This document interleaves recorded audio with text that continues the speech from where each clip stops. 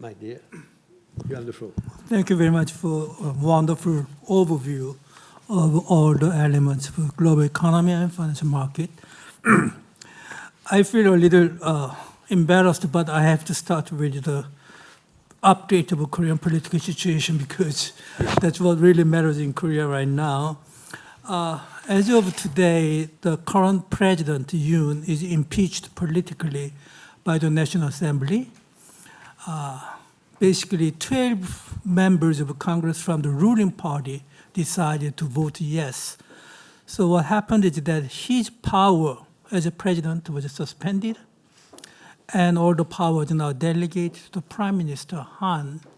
And luckily, the Prime Minister Han is a very able and well-respected technocrat, PhD in economics from Harvard, over 40 years in Korean bureaucracy, including one prime minister about 10 years ago. And he was served as a Korean ambassador to the US. So one silver lining is that at least for some time, we are in the hands of very stable and capable hands.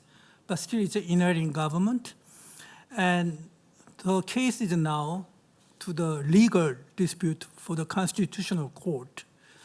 And there are all regulations, but basically what we are talking about is that if early the election, presidential election will be probably April or probably May or June, if late, cannot be late later than August. So that's the regulation we have on the Constitutional Court. So during those times, the Prime Minister will take over, and he's already working on that. And after presidential election, of course, who knows? It looks like the current opposition party is in the lead, at least, but the leader of the opposition party has 5 criminal cases against him, so that his fate is also hanging. So it's a race against the time whether the court decision will come earlier or the presidential election will come earlier. So there's still element of uncertainty. But having said that, there are 3 problems, I would say, politically.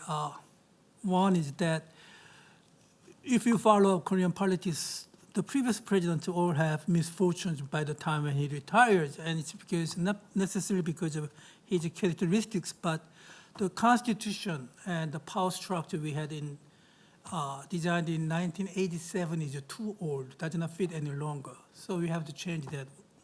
The second is that the political culture is so much confrontation between extreme right and extreme left, so that they have to converge to the middle. The third element, which is more relevant to today's topics, is that as the IMF pointed out, Korea also have a problem of structural reform missing. And whenever you try to push for those structural reforms in the National Assembly, because of this extreme confrontation, it's hanging there, sleeping over there, does not make any progress. And I'm afraid for at least until the next presidential election, probably we cannot make much progress in structural reform because it's a caretaker government. But again, my hope is that once there's a new president from either party, the situation will be much less confrontational. We will get a new impetus to push forward this structural reform. Korea's economy, we believe that this year probably will grow like 1.9%. But because of what happened over here, plus big downside risk with President Trump coming in, there's a much bigger downside risk. So that 1.9% is the most recent projection by the central bank, but probably will perform lower than higher. That's my expectation. For the President Trump, we found ourselves particularly vulnerable in 3 ways. Number one is that our trade dependency is very high. If you look at the top 12 countries, I don't know whether you can put it on the, my presentation can be listed, but anyway, just to I verbally say that our trade dependency is around 85 to 86%. And if you look at the economy like China, Can you do that?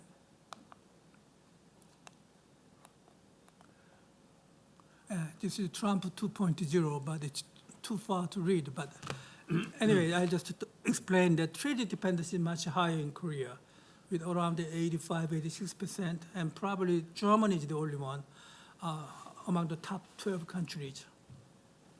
So that anything about that can hurt the trade regime, predictable rules-based regime, can hurt Korea much severely. Plus, at the current economy-wise, export is the sector that pulls the economy forward. The domestic demand is very low, actually coming up with a negative for the last couple of quarters. So this makes Korea very vulnerable when Mr. Trump comes in. The second part is that they also make Korea more vulnerable than other countries, is that we are caught between US and China. Our trade, basically, in terms of the share, Sorry. is it already 6 minutes? No. It's a mistake. Basically, China is the country we economically rely on, like 25%, 26%. But recently, after the coronavirus and China's slump, now it changed. Now, U.S. is emerged as the largest trade partner and closely followed by China. What's more interesting is that we already have big surplus against China, but now last year we had a negative. Our current account is negative against China, while our surplus with the U.S. is increasing very fast. Last year we had something like a 44 billion surplus, which I don't think Mr. Trump would like it, because in the Trump 1.1, our trade surplus was just 1/3 of that. Still, we have to revise the Korea-US FTA trade. So with this much, I'm sure there will be a big pressure. And just like Madame Lagarde said, we are willing to buy energies, all those stuff to reduce it. But on the other hand, what's interesting is that in terms of the FDI to the US, believe it or not, Korea emerged as the largest investor in the US for the last 3 years, mainly attracted by this CHIPS Act and IRA Act. For the last 3 years altogether, Korea occupied 32% of FDI triggered by IRA and CHIPS Act, so that we can create a lot of jobs. But on the other hand, all these benefits promised by IRA is now up in the air. So it probably requires a lot of lobbying, because many of those money goes to the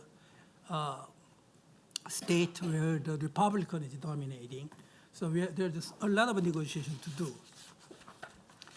Now, between China and of course, the US, we have 3 plants, chips plant, one by Samsung, the other 2 by Hynix, operating in China, and including direct export, 30% of our chips is being sold to China. And now US is putting brakes on in terms of you cannot export the high-end product while China keeps pushing us to provide them with the high-end. So we are also caught in between. So in that sense, Korea is more vulnerable than other countries. I mean, many countries are caught between China and the US, but for us, they are like 20%. And very much in the middle, we found ourselves. But the biggest concern is basically on the security side, because one of the things Mr. Trump has done is that he appointed Mr. Alex Wong as a Deputy National Security Advisor. You might not know him, but he was the guy who actually worked on all this Hanoi deal, the meeting with the North Korean leader. So he knows all of the stuff. And the reason he appointed him is, I guess, sending some signal that he's also interested to meet his dear Mr. Rocky Man sometime down the road. So that's our biggest worry, because it's good if he was able to bring him down to the negotiation table, but we hope he can do that only with close consultation with Korea, and that makes Korea more vulnerable at this point of time, because when he's inaugurated in January, we have no president. We have only prime minister caretaker. And by the time we have a president, we will miss already 4 or 5 months. And I think yesterday, the former House Speaker said to talk to Mr. Trump, and really we have nobody to talk to, at least for the first 4 or 5 months. So that's also worrisome. And Mr. Trump is known as very much, even notoriously transactional. But the problem we have is that we can do the transaction for all kinds of economic things. We have done it for the revision of the Korea-US FTA. We are ready to do that, but the last thing we would like to see is that if he tries to use security leverage against the economic concession, I think that would be more or less most feared aspect of Mr. Trump's presidency, because I know he can try to create an advantage, but this time North Korea had much more advanced ICBM technology. They sent the troops to Russia, and there's already high distrust from the North Korean side about Mr. Trump because of the failed deal in Hanoi before. So when you put all these things combined, it's very important to push your agenda is one thing, to the transactions is one thing, but to do it with North Korea, with security concern, you gotta be very careful. I don't know how much careful he might be, so that's another concern. Thank you very much, Mr. Chairman. I'm afraid that Time this is up. time. So you'll have to respond to a lot of questions, Okay, I'm sure, sure. I'll do that. And Thank you very I much. give you a little more time, because clearly we are in the world, in one of the regions which is the most geostrategically tense, if I may, and you were very eloquent on that. So you will go on in Maybe in 2 more minutes? Yeah. Okay. No, not two. That No, later. no, no. Okay, I'll stop it now. 30 seconds if you have a last message. Okay, another worry is that what next after Mr. Trump? Whether this tendency of U.S. looking inward is going to continue. That's another question we have. And for the financial market, I think the Korean financial market is still stable.